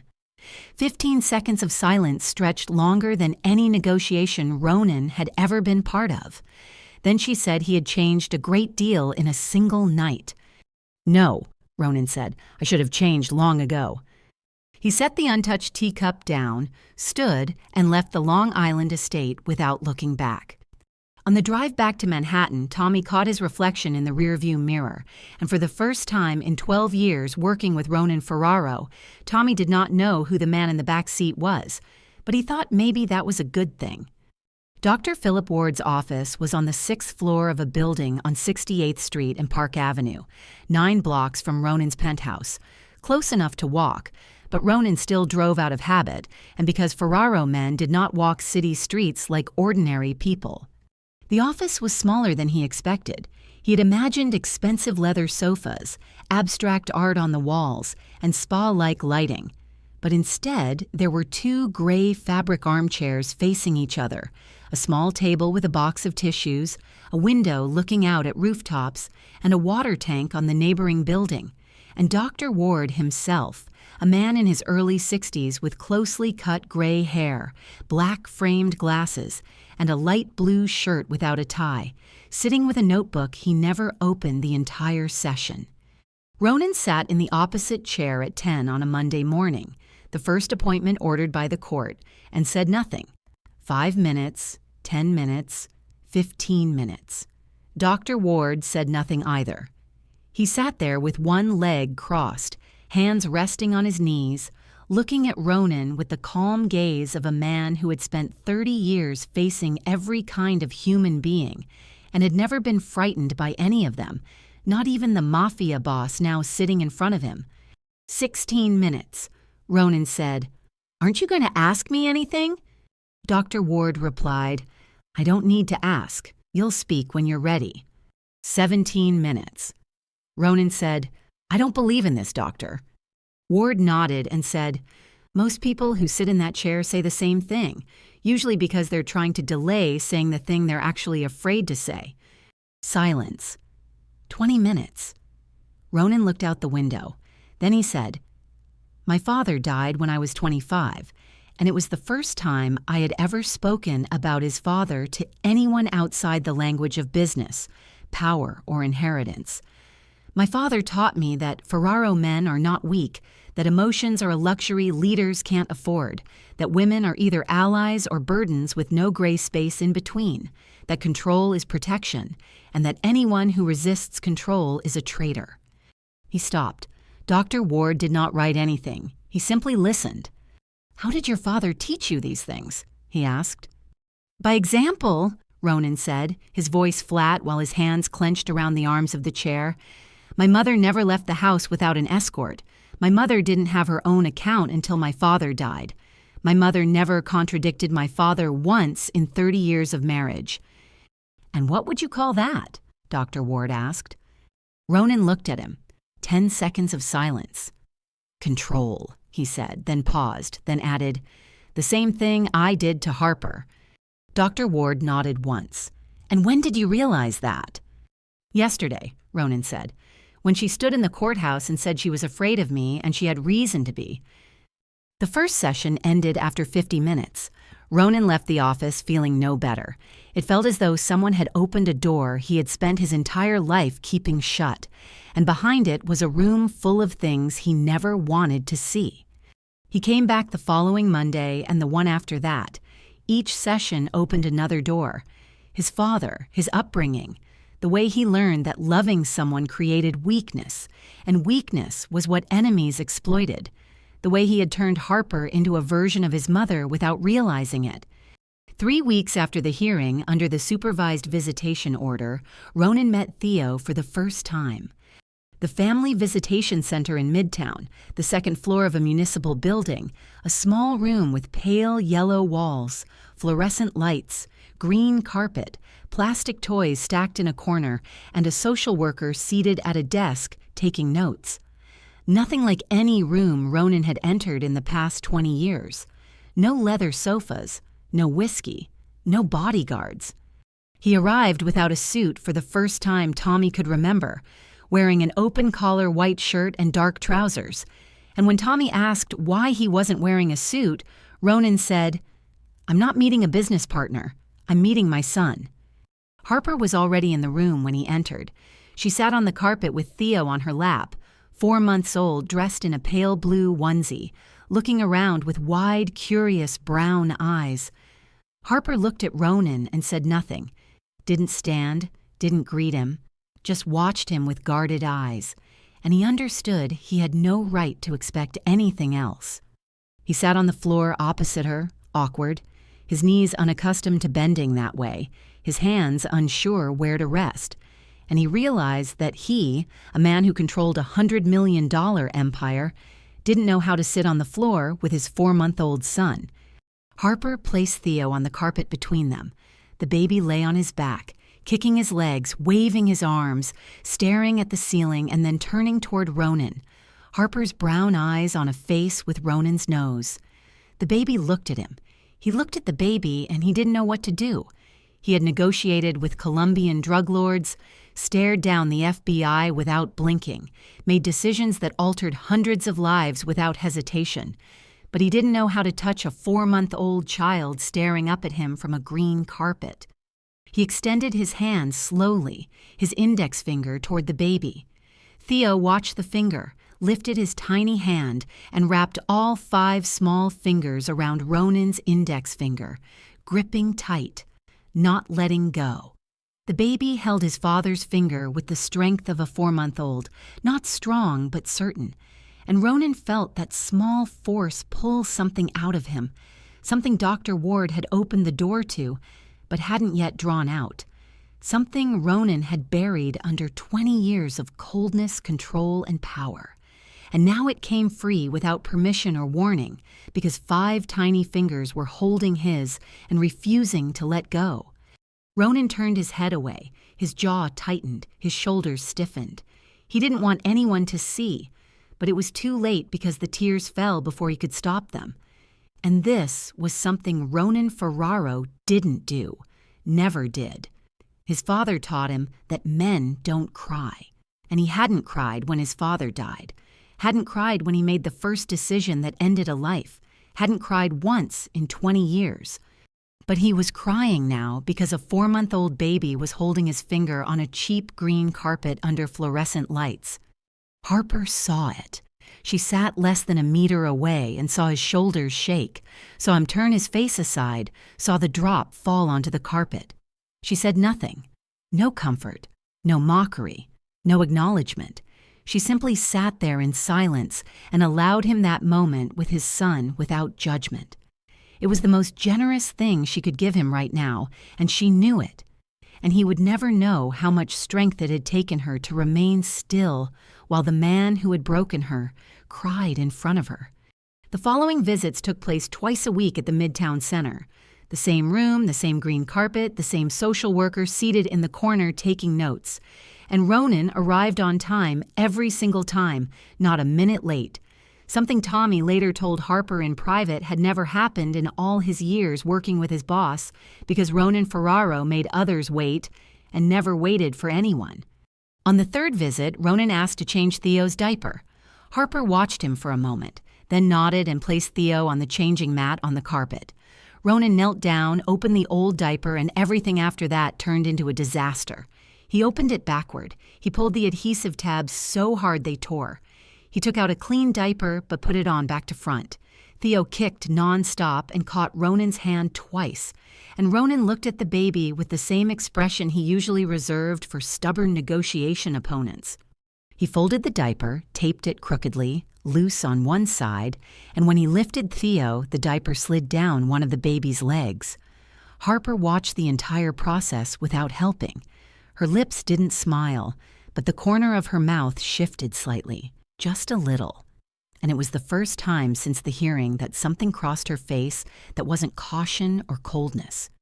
He looked at her, looked at the crooked diaper, then said he'd learn. She said he should. Then took Theo and changed the diaper again in 15 seconds with one-handed movements. Only someone who'd changed thousands of diapers could manage. On the 5th visit, he succeeded for the first time. Not perfectly, a little tight on the left hip, but it didn't fall off. He looked at Theo in the clean diaper with an expression Tommy later said was identical to the look on his face when he closed a $50 million port deal, which meant pure satisfaction. On the 7th visit, he brought food, not from an expensive restaurant, a brown paper bag from a small deli in Hell's Kitchen. Inside it, a container of hot chicken soup. He set it on the table beside Harper as she fed Theo a bottle and said he thought she might be hungry. The visits lasted 2 hours and she came straight from teaching. Harper looked at the soup container, then looked at him. The deli in Hell's Kitchen. She'd mentioned it once, only once, more than 2 years earlier, on the second night they went out, when he asked what she liked to eat most, and she said chicken soup from the small deli near the bar where she worked, because she used to buy a container after winter night shifts to hold on the walk home to warm her hands before eating. She'd mentioned it once more than 2 years ago. "You remembered that," she said. Not a question, almost as if she were speaking to herself. "I remember more than you think," Ronan said. "I just didn't know how to show you." Silence. Theo finished his bottle, eyes growing heavy. Harper didn't respond. She didn't thank him. She didn't smile. She didn't say he didn't have to do that or that it didn't change anything. She simply opened the soup, took the plastic spoon, and ate slowly. Spoon by spoon. The soup was hot and salty, tasting of chicken and onion and celery, and something like the memory of winter nights, walking from the bar back to the basement studio in Queens, when she'd been free and poor and lonely, but at least lonely by choice, rather than lonely by force inside a gilded cage. She finished the soup, set the empty container on the table, and that was all. No further words. But Ronan looked at the empty container and understood she'd eaten everything. and in the language the two of them had spoken far too little during a year of marriage, an empty soup container was the largest answer she could give him right now. If this story is making you feel something, press like now and share it with someone who needs to hear it. And don't forget to subscribe to the channel because Harper and Ronan's journey isn't over yet, and you won't want to miss what happens next. Theo was 6 months old, and the small midtown hotel room where Harper had been staying since returning to New York had become unbearable.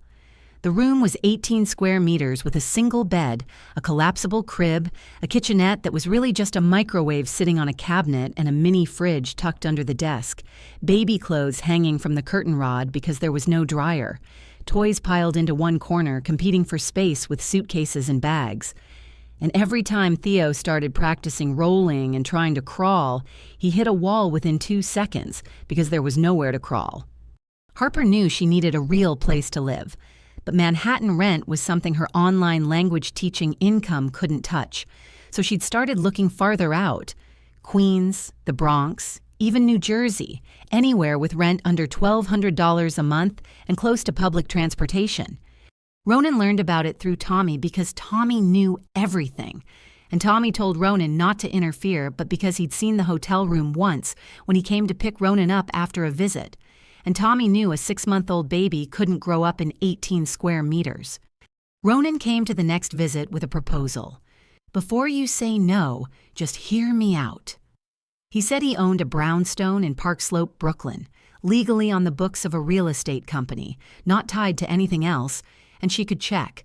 Ground floor, 3 bedrooms, a small backyard, close to good schools for when the baby got older, a safe neighborhood.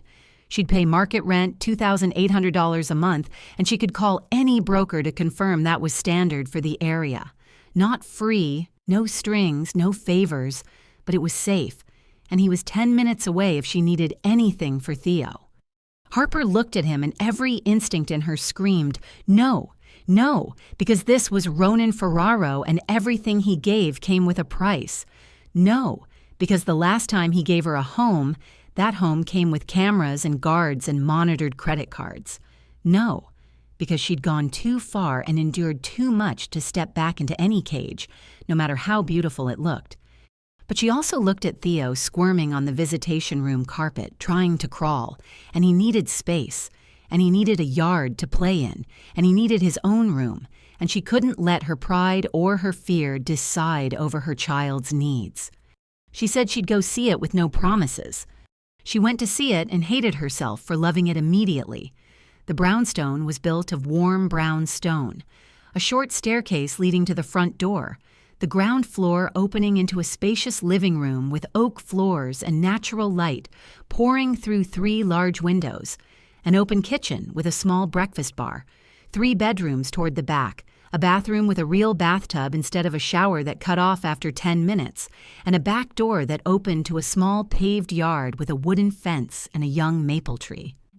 She stood in the empty living room and imagined Theo crawling across that wooden floor, imagined him taking his first steps there, imagined summer afternoons with him playing in the yard beneath the maple, and her throat tightened because she'd never had a home. Never. Every place she'd lived had been temporary. Foster care was temporary. The basement studio was temporary. The penthouse was a cage. Savannah was escape. The hotel was survival. And now she was standing in this apartment with Brooklyn afternoon light spilling across the floor, and she wanted to cry because she loved it and she hated that it came from him. She went back to Ronan and said yes with one condition. If he crossed any boundary at all, she'd leave immediately. No questions, no explanations, no second chances. He said, agreed. She moved in 2 weeks later. Ronan came to help. He assembled the new crib she'd bought from a secondhand baby store, reading the instruction manual with an expression Tommy secretly photographed and kept on his phone because Tommy said he'd never seen his boss frown at a piece of furniture assembly instructions. He mounted bookshelves in Theo's room, positioned the dining table exactly where Harper pointed, and he didn't once suggest where she should put anything or how she should decorate or change a single detail. He only asked where she wanted things and did exactly that. By 6 in the evening, everything was done. Cardboard boxes were stacked in the corner of the living room. Theo slept in his new crib in his own room for the first time in his life. Late afternoon light slanted through the kitchen window. Ronan stood at the door and said he should go so she could settle in. Harper nodded. "Thank you for everything today." He smiled softly, not the power smile or the controlling smile she'd known before, just a smile. Then stepped out, walked down the brownstone steps, and Harper closed the door. She stood in the middle of the living room, cardboard boxes, oak floors, evening light. The sound of Theo's steady breathing coming through the baby monitor, and she felt something she hadn't had a word for until now, something foster families never gave her, something the penthouse never gave her, something Savannah almost gave her, but not quite. Because in Savannah, she was still running. Here she wasn't running anymore. Here she chose to stay. And this apartment with its wooden floors and the maple tree in the yard and the crib in her son's room. This place was home.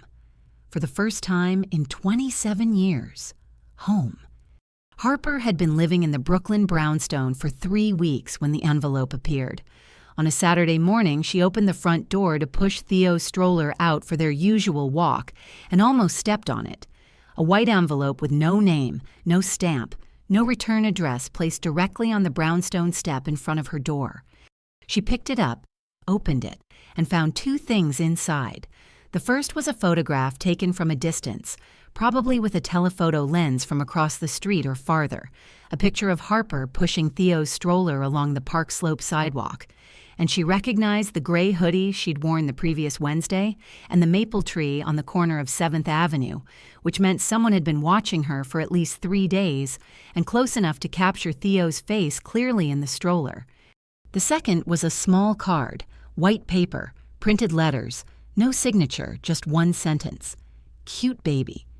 Harper stood on the stoop and her hands didn't shake because she'd passed the stage of shaking a long time ago.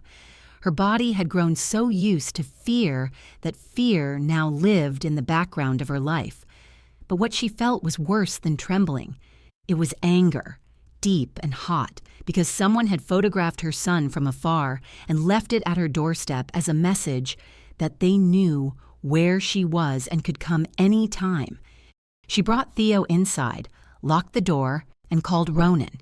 He arrived in 9 minutes. She knew because she checked the clock. He looked at the photo, looked at the card, and his face didn't change, but his eyes did.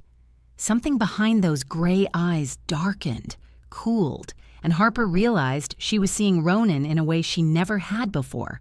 Not the clumsy father struggling with diapers and crying when his son grabbed his finger, but the head of the Ferraro family, the man people feared and the reason they feared him. "Del Veo," he said, almost to himself. Franco Del Veo, he explained it to her briefly without embellishment. Del Veo was the boss of a rival family in Philadelphia, expanding into New York, clashing with Ferraro territory for 2 years now. And now he knew Ronan had a son, a newborn, a weakness, something the underworld could exploit.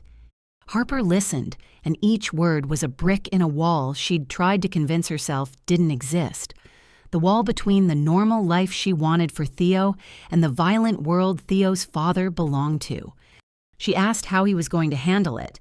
He said he'd place people around the neighborhood discreetly. She wouldn't see them unless she looked, but it was her decision, and he wouldn't do anything without her consent. She looked at him and remembered the penthouse, the cameras, the guards, the isolation. And she knew he remembered too, because he looked at her like a man forcing himself not to repeat old mistakes, even as his instincts screamed at him to control, surround, lock her away for safety.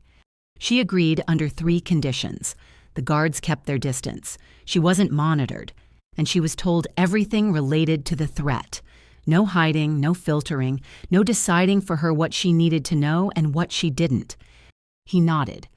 3 days later, Harper was feeding Theo his first solid food in the kitchen at 7 in the evening.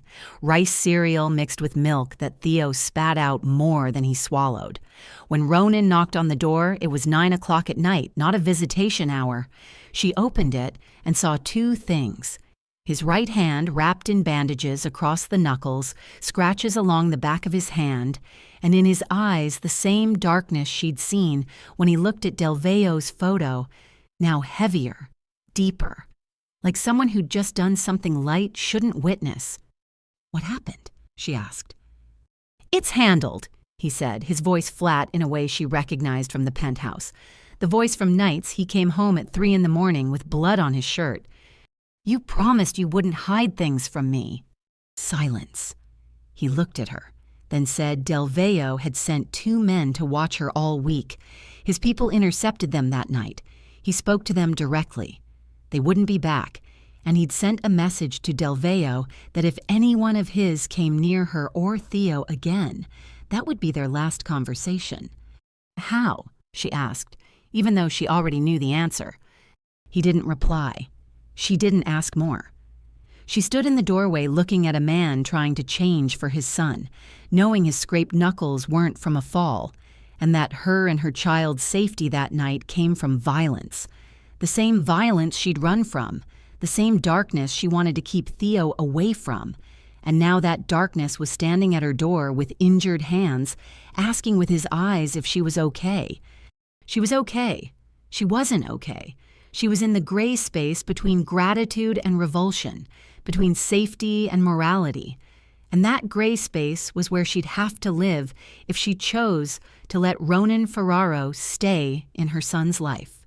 She said, "Come in, Theo isn't asleep yet." He came in and sat on the kitchen floor with Theo. The baby reached out and grabbed his bandaged finger, and Ronan gently offered his other hand instead. Harper turned to wash the dishes and didn't look back, because she needed a minute not to see it, not to see father and son on the warm kitchen floor, knowing it had been paid for by something else, somewhere in the dark. The following month, Elena visited for the first time. She called ahead and asked Harper through Tommy if she could come. And the fact that Elena Ferraro asked for permission instead of declaring she was coming was the first change Harper noticed. Elena arrived on a Sunday afternoon wearing a gray wool coat, her silver hair still pinned tight, but her face softer than the last time Harper had seen her in the courtroom. She brought a book, Goodnight Moon, a hardcover with slightly worn corners.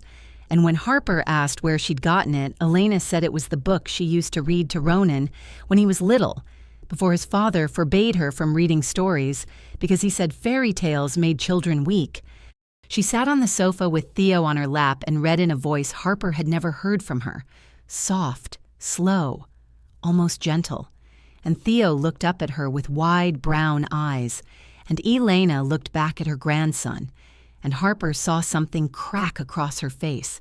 Not a smile, closer to tears. But Elena Ferraro didn't cry the way her son didn't cry, at least not before. "He's beautiful," Elena said to Harper as she stood to leave. "You're raising him well. Thank you. My son is lucky you're giving him this chance." Harper looked at her and said, "He's making that chance himself." Elena nodded slowly, then stepped out the door, and on the brownstone stoop, she paused for a second, looking at the quiet Park Slope street on a Sunday afternoon with its maple tree and brick sidewalks and sunlight filtering through leaves. And Harper thought maybe Elena was looking at something she'd never had for herself. A normal home on a normal street where her grandson would grow up not in a gray stone Long Island mansion with lessons about emotion being weakness, but here, with oak floors and Goodnight Moon and a mother who read to him every night. And maybe that realization was both a relief and a kind of grief for everything she'd never given her own son. Theo turned 1 on a Saturday in June, and Harper held his birthday party in the backyard of the Park Slope brownstone.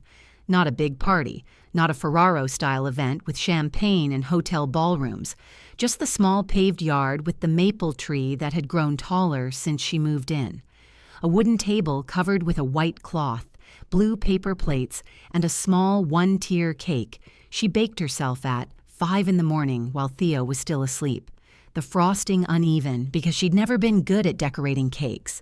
But she wrote Theo's name in blue icing, the N slightly slanted and the O a little crooked, and she thought it was perfect. The guest list was short. Dr. Ruth Calloway flew in from Savannah because she said she wouldn't miss the first birthday of the baby she'd emotionally delivered for 6 months, even if she hadn't been the actual obstetrician. Charles Whitfield came with his wife and brought a stuffed bear bigger than Theo. Tommy came wearing jeans instead of a suit for the first time, and he looked like a completely different person. Elena came carrying a new book, Pat the Bunny, hardcover, and a small silver bracelet engraved with Theo's name, which she said was a Ferraro family tradition for a child's first birthday. And when she said it, she looked at Harper instead of Ronan, as if asking permission, and Harper nodded. Ronan arrived last. White shirt with the sleeves rolled up, dark pants, no suit, no guards entering the yard. And as he stepped through the back door, Theo was sitting on the picnic blanket under the maple tree. Saw him, lifted both arms, both of them, and made a sound Harper had been trying to teach him for 2 weeks. Papa. Not very clear, almost papa.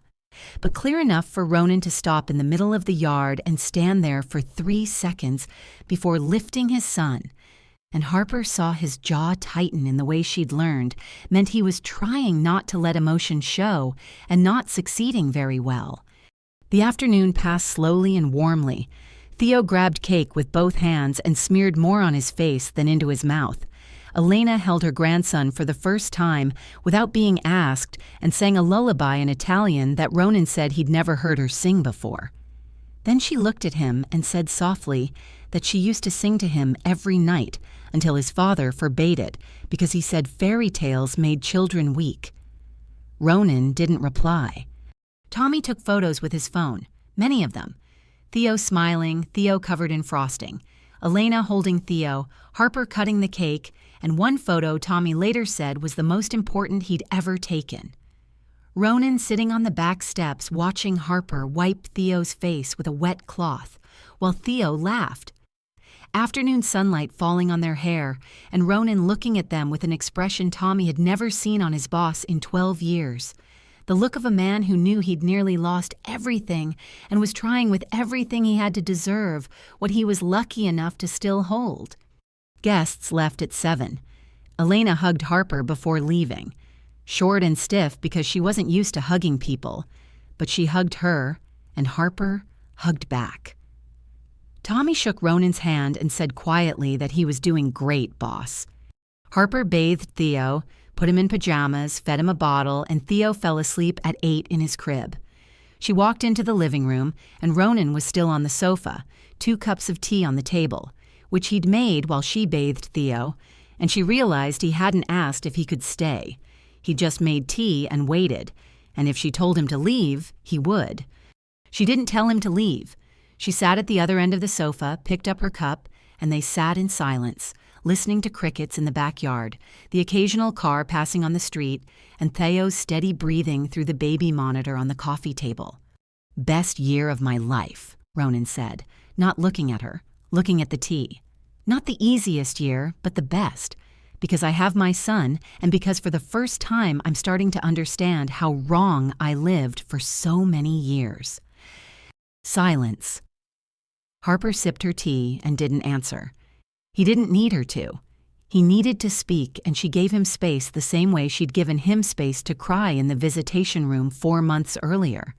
And that quiet generosity was something Ronan knew he'd never fully deserve, but would never stop trying to earn. At 2 in the morning, Theo cried. Harper opened her eyes on the sofa, not sure when she'd fallen asleep, a thin blanket over her that she didn't remember taking, and she heard Theo crying through the monitor. But before she could stand, she heard something else. Ronan's voice from Theo's room, low, soft, not really singing, more like humming, steady and gentle. And Theo's cries faded and stopped. She stood at the nursery door and looked in. The soft yellow nightlight illuminated them. Ronan stood by the crib with Theo in his arms, the baby's head resting on his shoulder. And Ronan rocked him gently, not skillfully, slightly off rhythm, but Theo was asleep again, and Ronan kept rocking because he didn't want to stop. She went back to the sofa without letting him know she'd seen. The next morning, sunlight flooded the kitchen.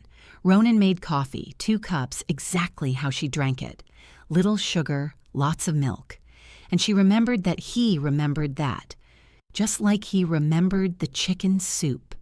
Just like he remembered more than she thought. They sat at the kitchen table in silence. Hot coffee. The quietest morning she'd ever had with him.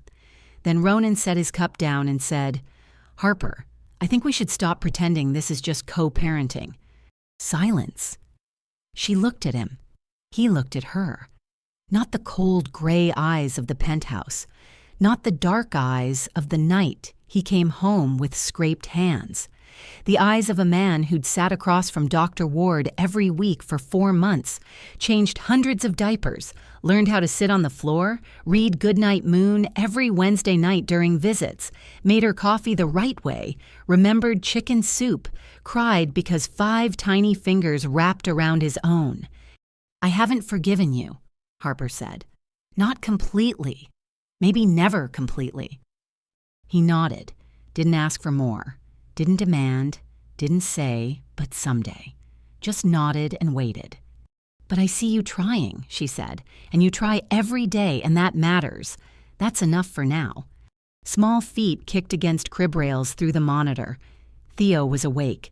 They both stood at the same time, walked into the nursery together, and Theo lay in the crib, eyes open, looking up, looking at his mother, looking at his father, and he smiled. A smile that knew nothing of penthouses or courtrooms or threatening envelopes or Victoria's laughter behind closed doors or a wedding ring left alone on a kitchen counter or a 14-hour Greyhound ride or a Queen's Pharmacy bathroom or 7 foster families or any of the darkness his parents had survived. A smile that only knew morning had come and Mom was here and Dad was here and the world was good. Harper looked at Ronan. Ronan looked at Harper, and for the first time, they didn't need to say anything. The story of Harper and Ronan teaches us that forgiveness isn't forgetting. Forgiveness is seeing someone trying to change and giving them space to prove it through actions, not words.